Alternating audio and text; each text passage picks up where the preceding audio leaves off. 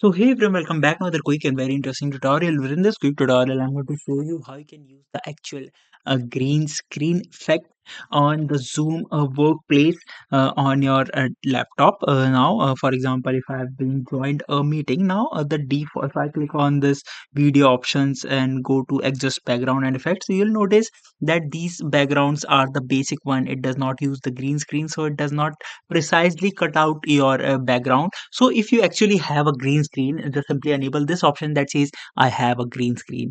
Now once you do that, just simply click on this option of pick the color, click over there, and it will ask you to pick out a color for you. That means select the green screen color for you.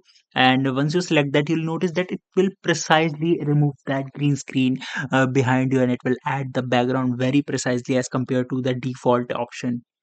Alright, so that's it for this tutorial. I hope this video will be helpful for you. Make sure to hit the like button and subscribe button for more such helpful and interesting tutorials. See you in the next one. Take care.